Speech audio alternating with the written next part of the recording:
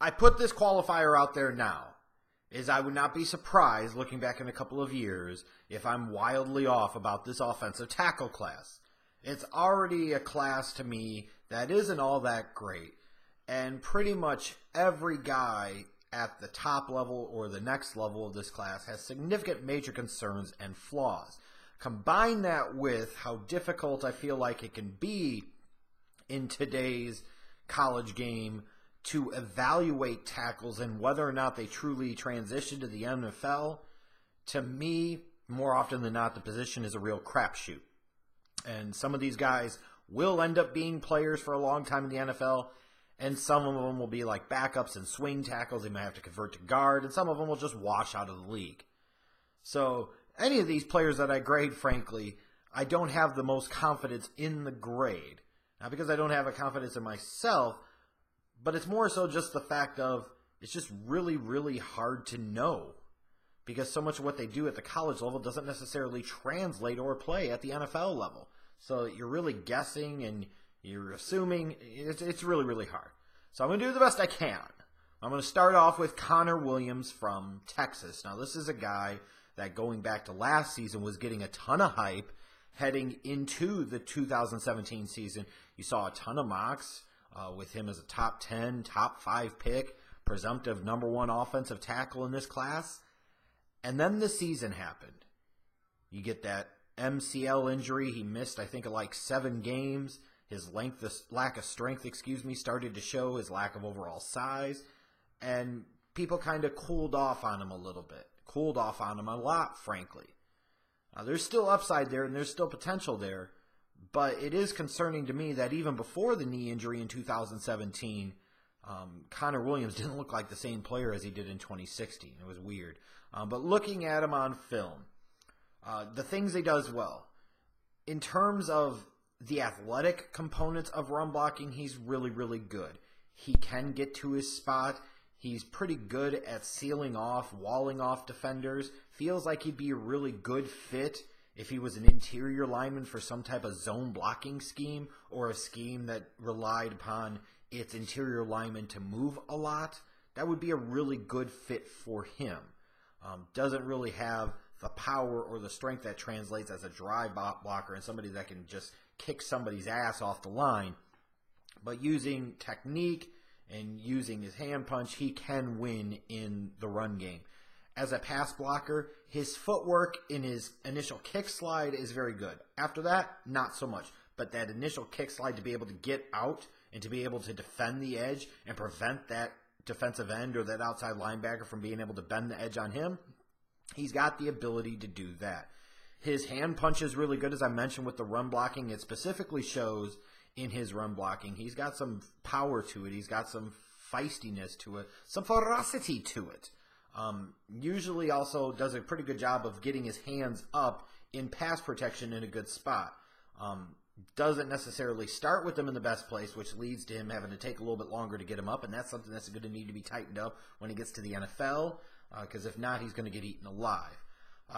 Typically, I feel like he plays with good balance and good edge, does a good enough job of keeping his pad level low, so that way he's not going to have all of these edge rushers be able to get up into his body, get up into his breastplate, into his outside chest, and really give him problems.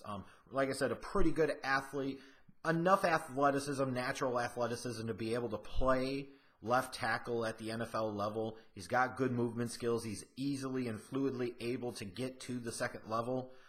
And what I really like about him, especially when we're talking about offensive linemen, I love guys with fight, nastiness, motor, toughness, because you want your offensive linemen who dictate the tempo of the game so often and give you that physical advantage. They can impose a will on a game. Connor Williams is that type of guy, not again from a pure power or strength standpoint, but in terms of his feistiness, in terms of his fight, in terms of his effort level. He's just nasty. He plays with a lot of edge, and I absolutely love that about his game.